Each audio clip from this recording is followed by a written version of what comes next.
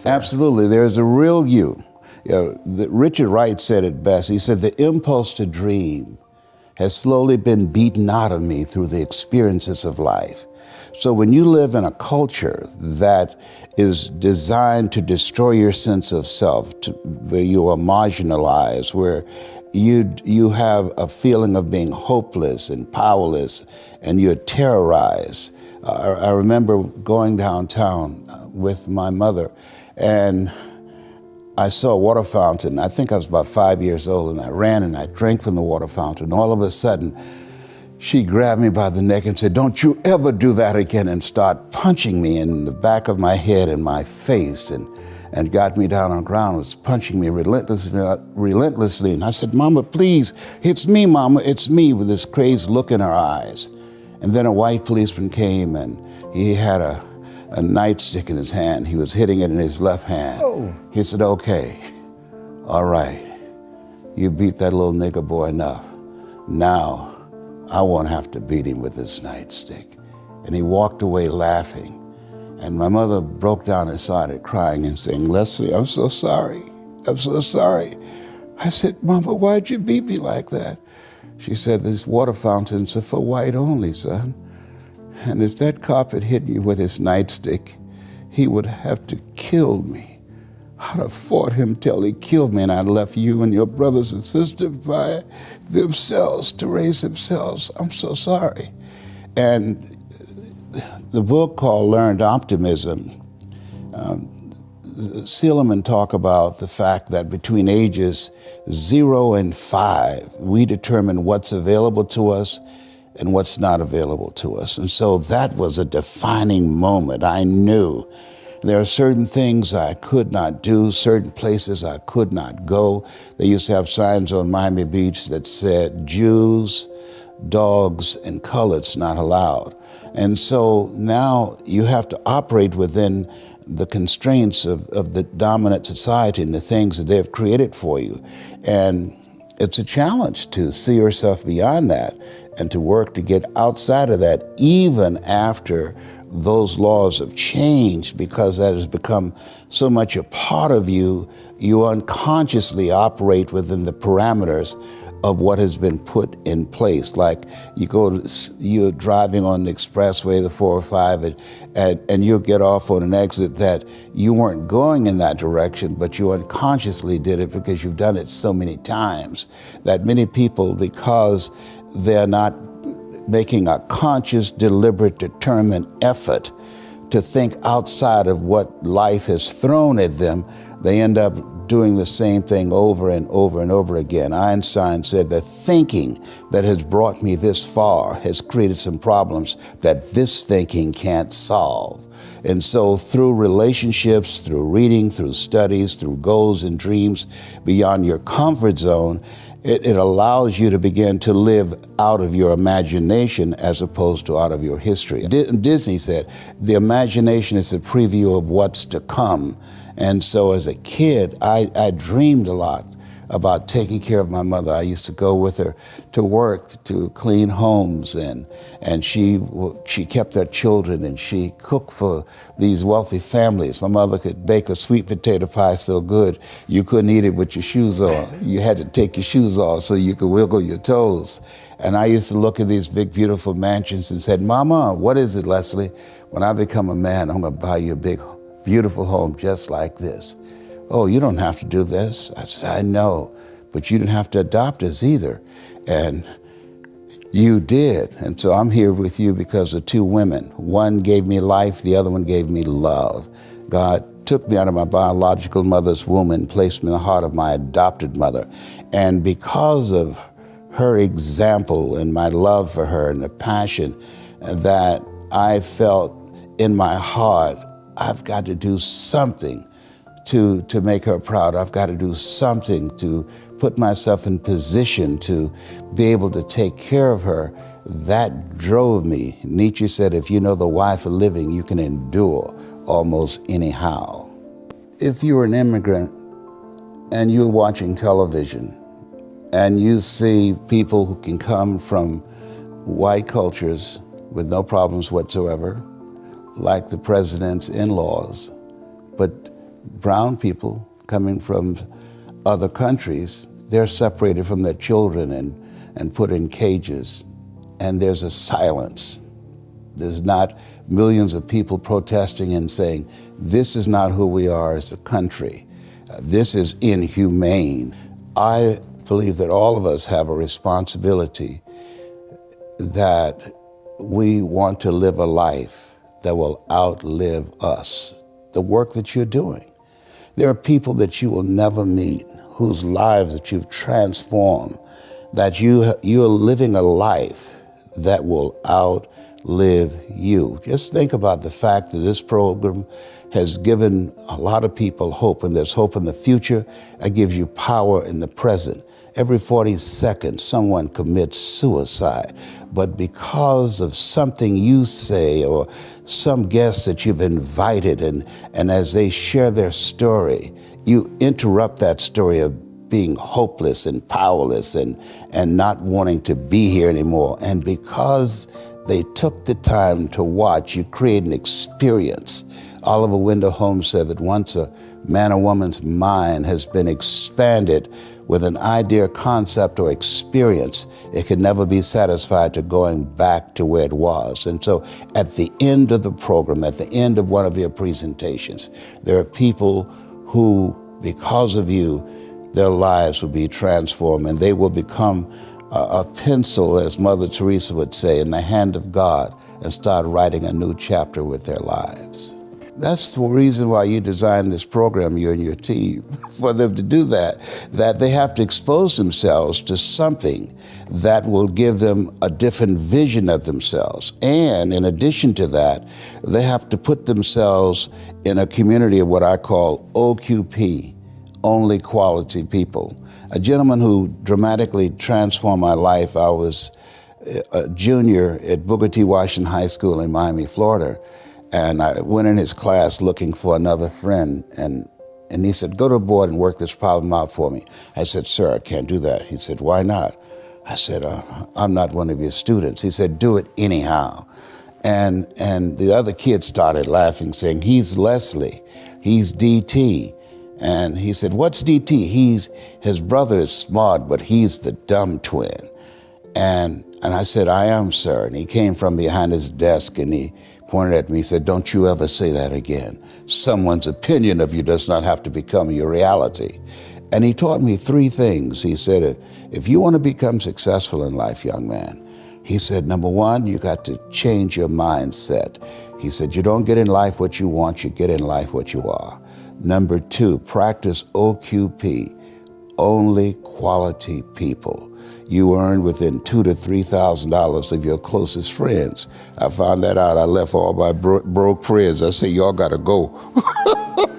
Because I used to be so broke, I'd pass a bank and trip the alarm, you know? And the third thing he said, develop your communication skills, because once you open your mouth, you tell the world who you are. He said, those are three major things that you want to work on that will liberate you from living in Liberty City, living in poverty and Overtown. It will help to escape out of where you are right now, because I see you watching me and I know you want more. I can see the hunger in your eyes. That's why my book is about to come out called You Gotta Be Hungry. I love that notion. I love that title. So how do people get hungry? You get hungry by finding something that's you. I believe that all of us are born unique, but most of us die copies. You got to find out what is it that turns you on, what resonates with you. One of the things that I realized and what allowed me to become successful as a speaker, the speaking industry has been hijacked by people who speak to sell, and it's okay to do that and make money. I speak to change lives because somebody spoke and changed my life. So this is my passion. This is my drive. This is something that I feel in my heart. And so the key to that hunger-driven life is a heart-centered life. I didn't do what I'm doing for years because of my programming, because of the culture in which I was raised in. I would see other people with degrees and PhDs and MBAs and credentials I don't have, and I convinced myself I couldn't do it. But Mr. Washington, on that day, we became friends, and he taught me not only someone's opinion of you does not have to determine your reality. He said that you have to work on yourself and you have to have an unstoppable attitude, and no excuse is acceptable, and you've got to make it a priority, a non-negotiable in your life, and hold a constant vision of what it is you want to achieve. See it accomplished and go all out. Find a way to win. In spite of the setbacks, in spite of the disappointments, in spite of your failures. I tell people when I'm giving presentations, you will fail your way to success.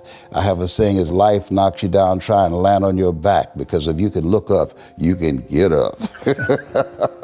And so those experiences of going after goals that's beyond your comfort zone, and having relationships that will challenge you, and surrounding yourself with coaches and mentors who can take you to a place within yourself that you can't go by yourself, because you can't read the label when you're locked in the box. And so those experiences, they challenge you to go to that next level and continue to move forward in your life, doing new and exciting things that eye has not seen, ear has not heard, nor has entered the heart of mankind what God has in store for you when you live a heart-centered life, deciding that you're going to live a life that will outlive you. You're going to live a life that counts, a life that will build a legacy and change the planet. You know, Horace Mann said, we should be ashamed to die until we've made some major contribution to humankind. And so my goal is to make a major contribution to humankind. I am a father of 10, 5 boys and 5 girls. I'm suing the people who came up with the rhythm method. The rhythm method don't work. You know, I've got rhythm, but the rhythm method does not work, okay? And I have 15 grandchildren and 4 great-grandsons. And so every day when I get up, my mindset is, what is it that I can do to touch and impact somebody's life today? What is it? What does that look like? Like seeing you, I'm so excited. I started doing push-ups. I said, well, I'm going to go on. He's going to see that I got muscles too. One, get to know yourself. That I believe that we're taught, be ye not conformed to this world, be ye transformed by the renewing of your mind, is because... What does that mean? Like, that sounds slick as hell, but I don't actually understand. I know it. What it means is that don't live the life that has been given you. By the culture, by your parents. By their circumstances, by the people that's around you. That Sidney Poitier wrote a book called The Measure of a Man. And he said, when you go for a walk with someone, something happens without being spoken. He said, either you adjust to their pace or they adjust to your pace. Whose pace have you adjusted to? And so there are things that we pick up and we think that they're our choices, but they're the choices that we've been programmed by life to do. When we leave our homes in the morning, we're bombarded with over 6,000 advertising hits through Facebook, through Twitter, through Instagram, through television, through our phones and through our communities, and through the computers. And so all of these things are impacting us every day. So if you don't have a program for your mind, then your mind is going to be programmed, and you'll find yourself doing things that you did not know, and that they affected you, that they, through marketing techniques and strategies, that they will create a thirst within you. I came up in an era that said if you built the best mousetrap, the world would be the path to your door. But if you know marketing, people will sleep outside your store. to buy a telephone they've never touched or seen, but because of the marketing, they said, I got to have that. And when they get it, it's a smartphone, but they're a dummy because they don't know how to work it. And that is me. I got a smartphone, but all I can do is do text messages on it. Hey, that's already pretty good. All right, so we've got our grandkids in a room. We tell them, don't be programmed by the culture. You got to figure out who you are. You got to get to know yourself. You want to spend time reading. Reading is very important. Give me some powerful books. One of the books I enjoy is by my mentor, Mike Williams. He saw this Les Brown before I saw him. I was a disc jockey at WVKO radio station in Columbus, Ohio. And he said, hey, Brownie. I said, yes. He said, you know why you go see Robert Schuller and Tony Robbins and Zig Ziglar? I said, because I like their message. He says, no. He said, that's who you are, man. You can do that. And he said, you know why Bert Charles gives you so much hell here? I said, well, he just doesn't like me? No, because you've outgrown this place. There's something else for you to do. You can do what those guys do. But at that time, I was suffering from possibility blindness. I couldn't see it. I had the conversation in my head of being labeled educable mentally retarded and failing twice in school. But over the years, experiences continue to peel away, and you wax a floor. You don't put wax on the existing floor. You strip it first. And so over the years, the seminars, the workshops, the examples, the things that I observed, like people like yourself, begin to peel away and penetrate and connect with that part of myself that says, I can do this, I can do more, and I deserve more. And so I would teach my kids that you have to transform your mindset. You have to continuously upgrade your relationships. My youngest son, John Leslie, poses a question. He said, when you have goals and dreams you want to achieve, he said, ask yourself the question, who should I count on and who should I count out? And so many people never achieve their goals because they have too many toxic, negative, energy-draining people in their lives. And you have to have goals outside of your comfort zone that will challenge you, because in order to do something you've never done, you've got to become someone you've never been. And you got to have a mentor who's experienced, who's been there, done that. And as a result of that relationship, because you can't see the picture when you're in the frame. Muhammad Ali said, I'm the greatest, but he never won a championship without Angelo Dundee. And Michael Jordan never won a championship without Phil Jackson. So you've got to have someone that can see something in you that you can't see, that can take you to a place within yourself that you can't go by yourself. So I would teach them the value of having a life coach, that life is an adventure and it's going to be a challenge, and get ready because you're going to fail your way to success. You're going to get slapped around by life. And don't spend time complaining about it and telling everybody 80% don't care and 20% glad as you. Too true. I want to close the loop on the books really fast. So give me 2 or 3 books that you think everybody should read. The Road to Your Best Stuff by Mike Williams. I wrote the foreword to that. Live Your Dreams by me. It's a very good one. Another one that's a little known book that people don't talk about. It's by Robert Collier called Secret of the Ages. That's a book that really inspired me, that Mr. Washington gave me, Secret of the Ages. Another book that I love. What is The Secret of the Ages? The Secret of the Ages, that you have the power to do more than you can ever begin to imagine. Don't underestimate yourself. You don't know enough about yourself to become a cynic. And so you've got to challenge yourself to access that power that you have within you. You're more than a conqueror. And the other one is a little small book that I don't care how many times I read it, I always get something of value. James Allen, As a Man Thinketh. And they have a female version of it, As a Woman Thinketh. Those are books that I enjoy very much. You know, he died in prison. And in spite of all of the things that he went through, because he was a guy that was ahead of his time, his experience in the area where he was And being in prison because of his philosophy of life didn't make him bitter. You know, we've all heard the saying, things in life will make you bitter or they'll make you better. And he became better. He did even more profound work while he was incarcerated before he ultimately died. And so his focus on the value of not only just changing your mind, but having a program to do maintenance work on your mind, because those negative thoughts will come back with a vengeance.